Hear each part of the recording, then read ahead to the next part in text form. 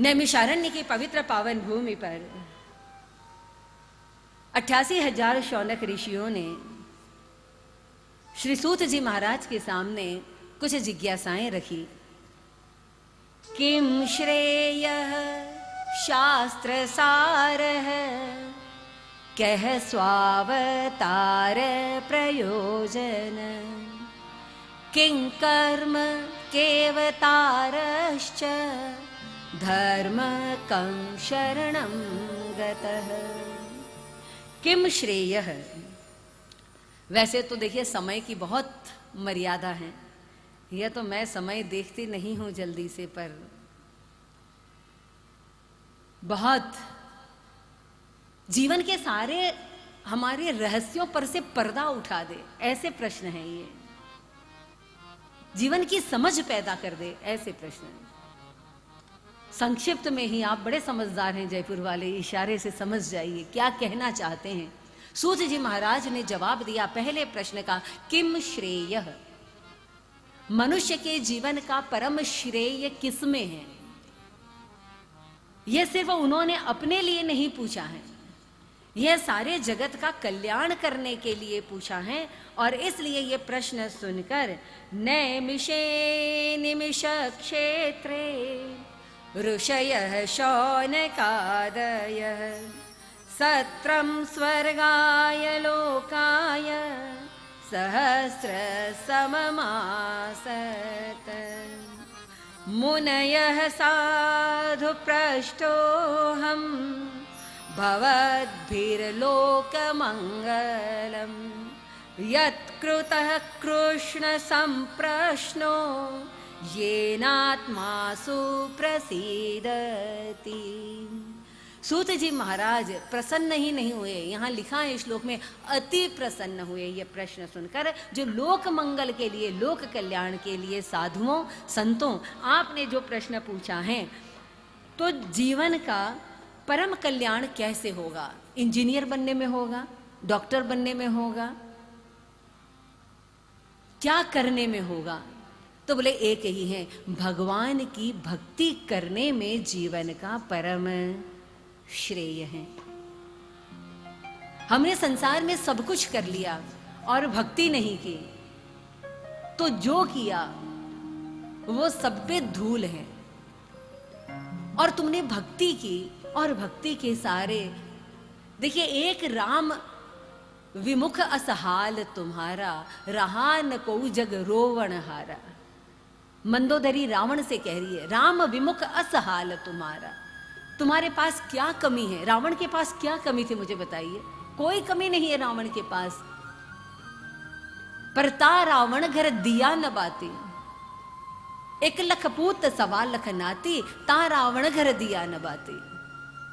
1 लाख पुत्र और 1.25 लाख पोता पोती, दोयता दोयती, वॉटेवर 1.25 लाख, इतने होने के बावजूद भी उस रावण की मजार पर जलाने के लिए दिया कोई घर में नहीं था। क्या कारण? एक ही कारण कि जीवन में सब कुछ है पर राम से विमुख है। राम नाम एक अंक है और सब साधन सून, एक गए कछु हाथ नहीं और एक रहे 10 गुण। ये जितना आप कर रहे हैं, जितने साधन कर रहे हैं, योग कर रहे हैं, जप कर रहे हैं, तप कर रहे हैं, ध्यान कर रहे हैं, पैसा कमा रहे, करोड़पति हो रहे, अरबपति हो रहे, हरीश्वर, ये सब कुछ है, पर जीवन में यदि भक्ति नहीं है तो सब साधन पर धूर।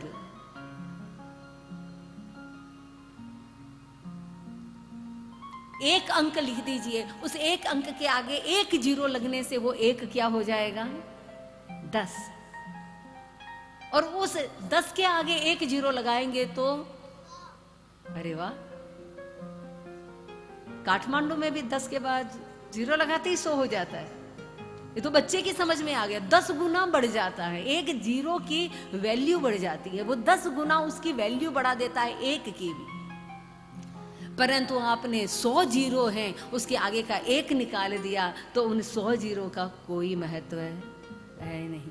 वैसे ही सूर्य जी महाराज कहते हैं कि जीवन में सब कुछ प्राप्त कर लिया, परंतु यदि अंतःकरण में भक्ति नहीं जागी, परमात्मा के प्रति प्रेम नहीं जागा, तो एवरीथिंग इज यूजलेस। और हर इंसान को यह अनुभूति होती है, यार सब कुछ है पर मन में तृप्ति नहीं है। और जब तक तुम्हारे मन में तृप्ति नहीं रहेगी, तुम बस ये पालूं ये पालूं ये पालूं, कितना ही पालो, पर मन तब तक नहीं भरेगा जब तक इसके अंदर परमात्मा का प्रेम और परमात्मा की भक्ति ना भर जाए। तो किम श्रेय है, हम सबका परम श्रेय क्या होगा? मीरा जी ने क्या कमाया था बताओ? पायो जी मैंने राम राम रतन धन। आप किसी भी तरह से गा लो, राम रतन धन पायो। चित्तौड़ की महारानी सारी संपत्ति को ठुकराकर ब्रज में जाती हैं और भिक्षा की रोटी और मोटा वस्त्र पहनती हैं। साधन नहीं थे पर जीवन में आनंद ही आनंद था। और आज हमारे पास सारे साधन हैं, एयर कंडीशन चलता है तो पसीने पसीने होते हो, एयर कंडीशन चलता है तो रोज तुम्हारा माथो दुख है भाई। क्यों? क्योंकि मन में तृप्ति नहीं है। सूरदास जी महाराज चंद्र सरोवर के निकट पूरी जिंदगी बीत गई जिनके कृष्ण की बाल लीलाओं को गाते गाते। सुख नहीं है, साधन नहीं है, पर दुख जीवन में लेश मात्र नहीं है। क्यों? क्योंकि अंतःकरण में आनंद भरा हुआ है। यह भागवत श्रेष्ठ साधन है। यह परमात्मा के प्रति हमारे भीतर प्रेम जागृत करता है। यह हमारे जीवन में भक्ति का उदय करता है, शुद्ध भक्ति का उदय करता है। जीवन में सारे साधन हैं फिर भी तृप्ति नहीं, और अगर जीवन में भक्ति है तो साधन रहे या ना रहे फिर भी आप तृप्त हैं। इसी से मानव जीवन का परम कल्याण है। किम श्रेय देन शास्त्र सार है।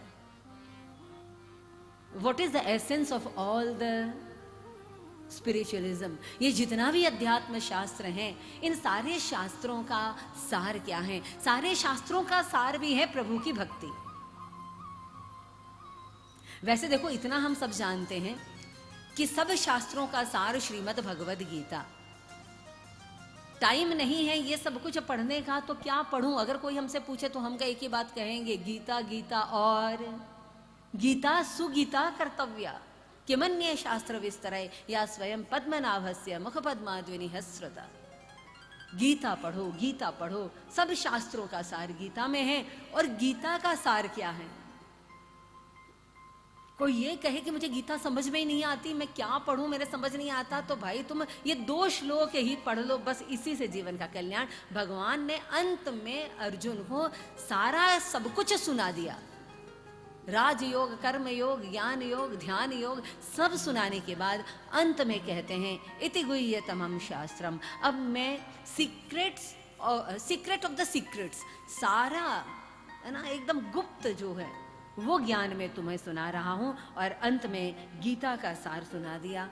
मन्मना भव मद्भक्तो मद्याजी मां नमस्कुरु मामे वैश्यसि सत्यन्ते प्रतिजाने प्रियोऽसि मे।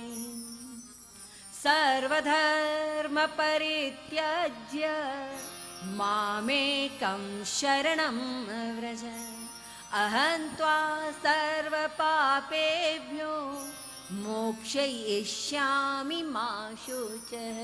अर्जुन, मैं गारंटी देता हूं, तू क्या कर, मन मना भव मद भक्तो, अपना मन मुझ में लगा, अपना मन भगवान में लगाओ, मुझसे प्रेम कर, मेरे गीत गा, मुझे समर्पित हो जा।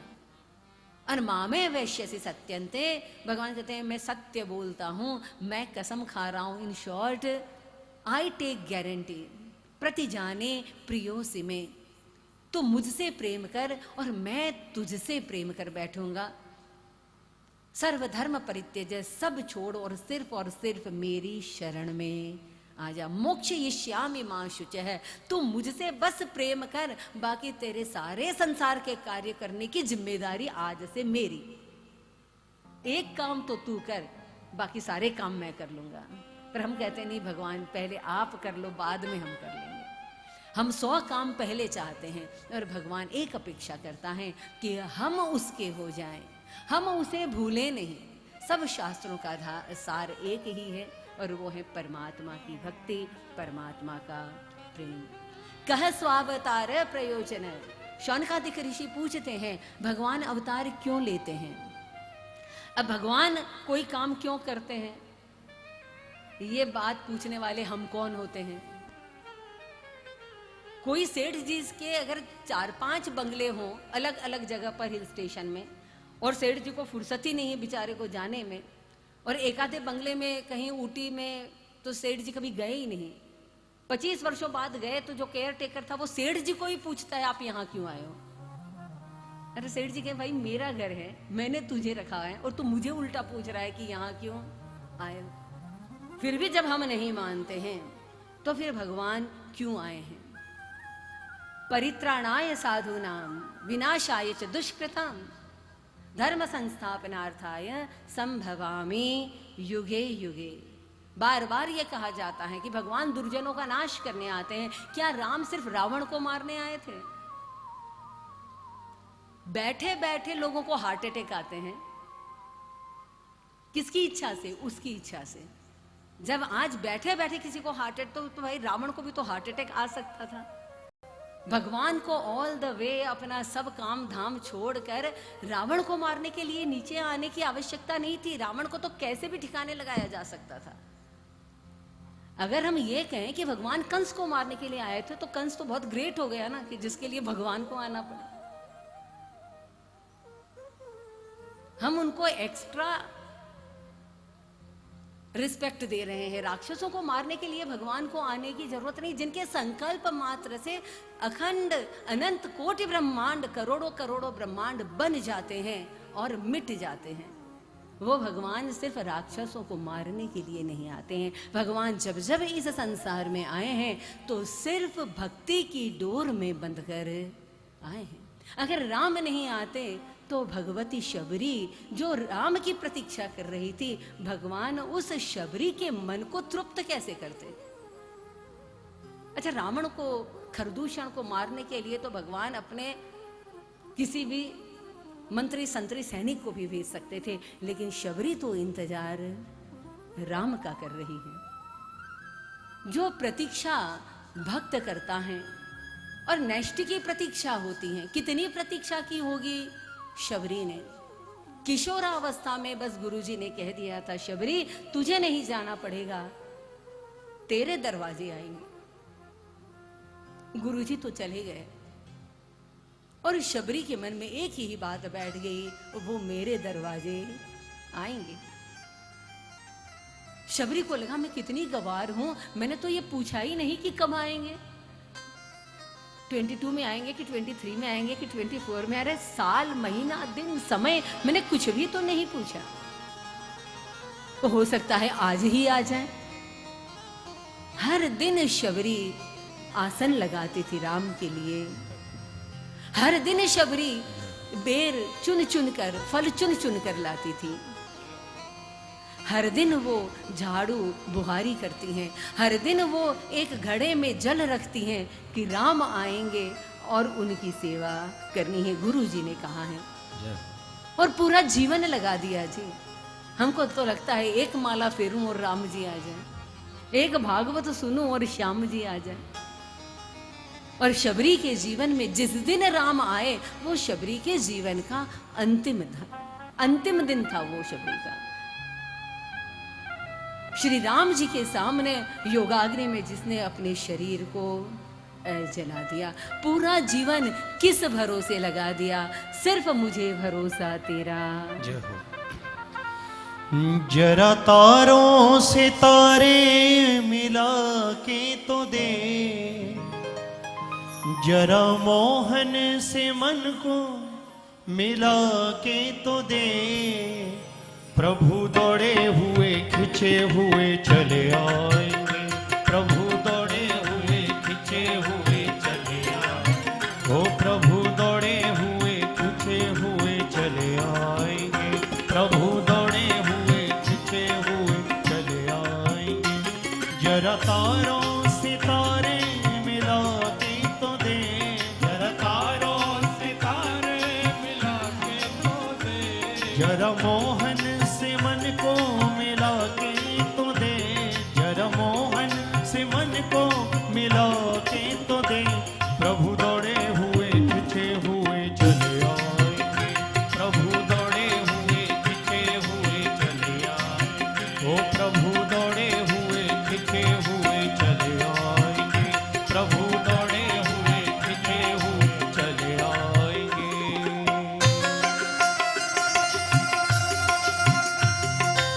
श्री वृंदावन बिहारी लाल की जय हो।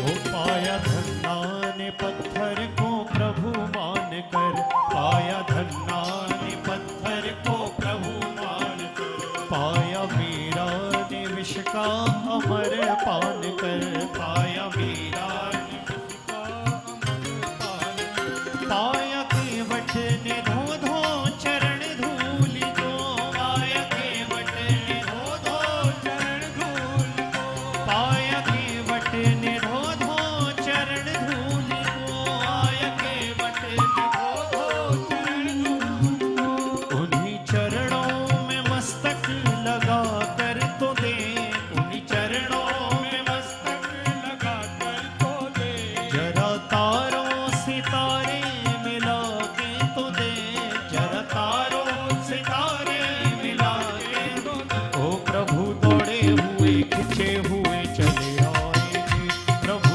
दौड़े हुए खिंचे हुए चले आएंगे, प्रभु दौड़े हुए खिंचे हुए चले आएंगे, प्रभु दौड़े हुए खिंचे हुए चले आएंगे।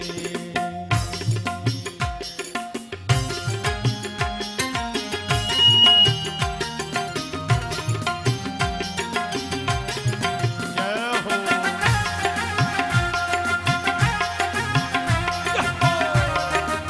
बांके बिहारी लाल की।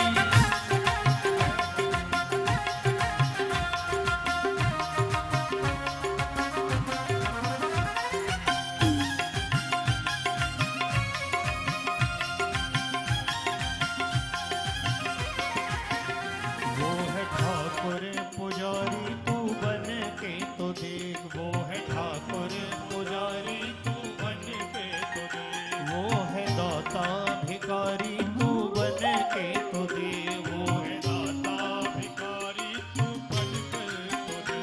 उनके दर से नहीं कोई खाली गया, उनके दर से नहीं कोई खाली गया, उनके दर से नहीं कोई खाली गया, उनके दर से नहीं कोई खाली गया, उन्हीं चरणों में मस्तक झुका के तो दे, उन्हीं चरणों में मस्तक झुका के तो दे, जरा तारों सितारे मिला के तो दे, जरा तारों सितारे मिला के तो दे। ओ प्रभु दौड़े हुए खिंचे हुए चले आएंगे, प्रभु दौड़े हुए खिंचे हुए चले आएंगे, ओ प्रभु दौड़े हुए खिंचे हुए चले आएंगे, प्रभु दौड़े हुए खिंचे हुए चले आएंगे, जरा तारों सितारे मिला के तू दे, जरा तारों सितारे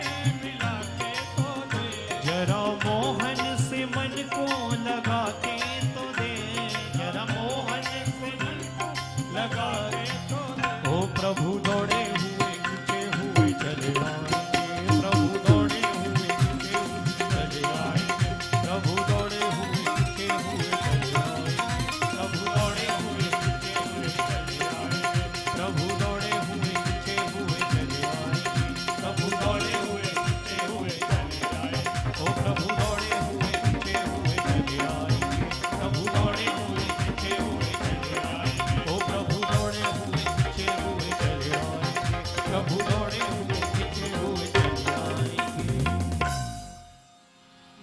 भागवत भगवान की जय।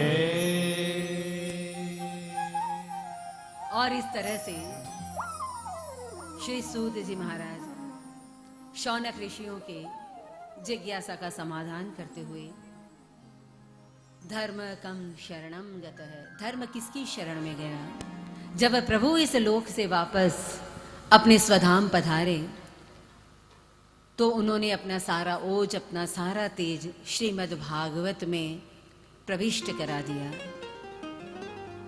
उद्धव से कहते हैं, उद्धव मेरे जाने के बाद जहां जहां भागवत जी का सप्ताह होगा, जहां मेरे भक्त कीर्तन करेंगे, नाचेंगे, मुझे रिझाएंगे, मुझसे प्रेम करेंगे, नाहं वसामि वैकुंठ योगिनाम हृदयेन च मद्भक्ता यत्र गायन्ति तत्र तिष्ठामि उद्धव। और अचानक शौनक ऋषियों ने कहा कि महाराज, ये जो भागवत की आप चर्चा कर रहे हैं, यह भागवत कहाँ से आई, किसने लिखी, कब लिखी, क्यों लिखी। और तब व्यासाय विष्णु रूपाय व्यास रूपाय विष्णवे, भगवान के 24 अवतारों में वेदव्यास जी महाराज सारे शास्त्रों को लिखने के बाद एक बार बद्रिकाश्रम में ऊपर सरस्वती के नदी के तट पर थोड़ी चिंता करते हुए बैठे थे। मन में विचार आया कि आगे आने वाले समय में कलयुग में इस मनुष्य का पतन होगा, उसकी सारी क्षमताएं, बुद्धि की क्षमता तो कम होगी, उसके शरीर की क्षमता भी कम हो जाएगी। और ऐसा लगातार होता जा रहा है। इतना छोटा सा वायरस, इतना छोटा सा कोरोना आज जो दिखाई नहीं दे रहा है, उससे हर इंसान भयभीत है। रोज बादाम खाते हो, अखरोट खाते हो और क्या क्या खाते हो सब, कोई पनीर खा रहा है, कोई काढ़ा पी रहा है, ये सब करने के बावजूद भी कोरोना हो रहा है। शरीर की शक्ति ही कहाँ रह गई, मुझे बताओ। वैसे समय नहीं है, नहीं तो मैं आपको बताऊं कि क्या आपने अपनी गति कर ली। जरा सोचिए, पहले की माताएं देखिए, 7-8 बच्चे पैदा करने के बाद भी शरीर से एकदम स्वस्थ बिल्कुल। और आज की स्थिति देखिए, 1-2 होते हैं, उसमें बस ऑपरेशन खत्म काम। पहले सारे काम घर की स्त्रियां अपने हाथों से करके भी फिगर देखिए कितना अच्छा बना के रखती थी। आज हर काम के लिए नौकरानी, ये कपड़े की नौकरानी अलग, ये बर्तन की नौकरानी अलग, इसकी नौकरानी अलग। घर में रहने वाले 4 तो नौकर हैं 5। हमारे शरीर की क्षमता का ह्रास हुआ, बुद्धि की क्षमता का ह्रास होगा तो जीव का परम कल्याण कैसे होगा। ये कब तो वेद पढ़ोगे आप, कब हम उपनिषद पढ़ेंगे, कब शास्त्र हमारे पल्ले पड़ेंगे। और वेदव्यास जी महाराज को लगता है कि मुझसे कुछ गलती हो गई है। देखिए, भगवान है, भगवान के अवतार हैं, फिर भी लगता है गलती हो गई है। जिस दिन आपको लगने लगेगा ना कि आई एम परफेक्ट, मेरी तो गलती हो ही नहीं सकती, उस दिन समझना आपका पतन निश्चित है। और अगर आपको लगने लगे अरे मेरी कोई गलती तो नहीं हो गई, कुछ गलती तो नहीं है, कहीं मिस्टेक तो नहीं है, तो समझ लेना कि गलती नहीं है। आपको लगना चाहिए ना मेरी गलती होगी। और जब कोई शिष्य, जब कोई साधक अपनी गलती का एहसास करता है तो उसका मार्गदर्शन करने के लिए गुरु अपने आप जीवन में आ जाते हैं। और वेदव्यास जी महाराज ने दूर से नारद जी को आते हुए देखा। नारायण नारायण। अब जब गुरु जीवन में आ गए तो शिष्य ने पूछा, वेदव्यास जी ने बैठाया सिंहासन पर, चरणों का प्रक्षालन किया, हाथ जोड़कर प्रार्थना की, याचना की, गुरुजी बताइए मेरी गलती कहां हो गई। अब देखिए, कोई जब हमसे अपनी गलती पूछता है तो क्या हमने उसे उसकी गलती बतानी चाहिए या नहीं बतानी चाहिए, या फिर बतानी चाहिए तो कैसे बतानी चाहिए, कब बतानी चाहिए। इसके भी अपने कुछ सूत्र हैं, बहुत आवश्यक है कि जब भी आप किसी को उसकी गलती बता रहे हों तो पहले तो उसने आपसे पूछना चाहिए कि आप बताइए। जब वो 4 बार कहे कि क्या मेरी कोई गलती हो गई, मेरा मुझे बताइए गलती हो गई, तो अगर सामने वाला पूछे ही नहीं और आप एक पैर पर तैयार खड़े हैं उसको साबित करने के लिए कि तू गलत है, ये गलती कर दी, तो सामने वाले को बुरा लग जाता है और फिर कहते हैं वाह मैं तो थारी चोखा वास्त के भाई अन बस कोई को चोखो करण को तो आजकल धर्म ही को नहीं। तो भाई किसने पूछा था आपको? पर आपको लगता है ना आप महान हैं, आप में जो गुरुपने का भाव होता है। तो गलती बताना है। नारद जी जैसे गलती बताने के लिए आए हैं, पर कब आए? एकांत में आए। एकांत में बैठे हैं वेदव्यास जी महाराज, अकेले में बैठे हैं। नारद जी आए और आते ही बोलना शुरू नहीं कर दिया। अरे भाई, जिसने जीवन में कभी कोई गलती की होगी तो उसने कभी कोई अच्छे काम भी तो किए होंगे। आते ही वेदव्यास जी की सबसे पहले प्रशंसा शुरू कर दी। व्यास जी आप तो महान हैं, ऐसे महान महान ग्रंथ लिखे हैं जी। हम तो 2 लाइन लिखते हैं तो 4 बार पेज बदलते हैं, पहले रफ में लिखते हैं फिर बाद में फाइनल में लिखते हैं। और आपने लाखों लाखों श्लोक लिख दिए। आप जैसा महान परमात्मा के अवतार हैं, पहले उसकी प्रशंसा करो। अगर बहू से कोई गलती हो जाए तो भाई बहू ने कभी आपकी सेवा भी तो की होगी। एक दिन सब्जी में नमक डाला है तो कभी तो उसने आपको पनीर की अच्छी सब्जी बनाकर भी तो खिलाई होगी। तो जो अच्छा किया उसकी पहले प्रशंसा करें। एक तो अकेले में बताएं, किसी और के सामने बताएंगे। बड़ी बहू को डांटना है तो अकेले में डांटो ना, छोटी के सामने डांटोगे या छोटी को बड़ी के सामने डांटोगे तो रिस्पेक्ट कम होता है एक दूसरे के प्रति। अकेले में करना। दूसरी बात प्रशंसा करना। अब तीसरी बात कि कार्य गलत हो गया। गलती होती है, गलती की नहीं जाती। एक तो होता है तूने गलती की और एक होता है गलती हो गई। तो मतलब कौन सा शब्द ठीक लगेगा? गलती की का मतलब है स्वाभिमान को ठेस पहुंच गई, अपने ईगो। आजकल तो ईगो ओहो सबसे बड़ी कोई चीज आपके पास है तो आपका अहंकार। ठेस लग जाती है अहंकार को। हाँ, काम गलत हो गया, इसे माइल्ड हो जाती है जरा बात, तो काम तो गलत हो सकता है, मनुष्य है, इंसान है, गलती हो गई। अब चौथी बात, अगर आप किसी को उसकी गलती बता रहे हो तो सही करने का तरीका भी बताओ। सास ने बहू को कहा ओ लैयान कोई बर्तन मांजे। अच्छा, बहू अगर ये पूछे अच्छा सासू जी बता दो क्या मांजे, ओले मनुकुंठा क्या मांजे। तो जब तुमको पता ही नहीं है तो तुम गलती बता ही क्यों रहे हो भाई? तो फिर सही तरीका भी तो बताओ साथ में।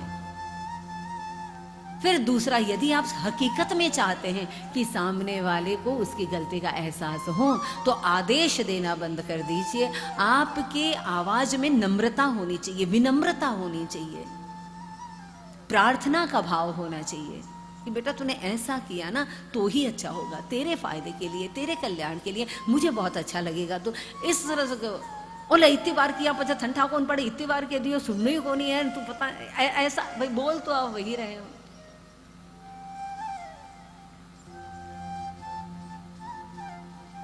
एक बार किसी ने गलती कर दी तो उसकी सजा कितनी बार दोगे? एक ही बार दिया करो। गलती हुई, आपने बता दिया, आपको जो बोलना था बोल दिया और बात वहीं खत्म हो गई। पर होती नहीं है ना आपकी बात, तो आप तो दिल दिमाग में कहीं ना कहीं उस बात को लेकर बैठे रहते हो। और 10 साल बाद भी यदि मौका मिल गया ना तो आप चूकोगे नहीं याद दिलाने के लिए कि आप 2021 अभी चल रहा है, लेकिन आप 10 साल पहले जो हो रहा था ना 2011 में, वो गलती भी आज याद करके बताते हो। और फिर बोलने को कहते नहीं भाई मैं तो सगड़ो भूल जावा। जो भूलना चाहिए वो भूलते नहीं, और जो नहीं भूलना चाहिए वो भूल जाते हो। और आपके इतना समझाने के बाद में भी सामने वाला यदि अपनी गलती नहीं मानता है और नहीं समझता है तो शांत हो जाइए, चुप हो जाइए। हर किसी की अपनी अपनी डेस्टिनी है, अपना अपना समय है, अपनी अपनी समझ है, वो अपने आप समय आने पर हो जाएगा। हम तो हमारी मस्ती में चले हैं, आदाब कर लिया जो राह में मिले हैं। आप हमारे संत वाणी चैनल को सब्सक्राइब करें, वीडियो को लाइक करें, शेयर करें और हाँ, बेल आइकन पर क्लिक करना बिल्कुल ना भूलें ताकि हमारी किसी भी वीडियो की सूचना सबसे पहले आपको मिले।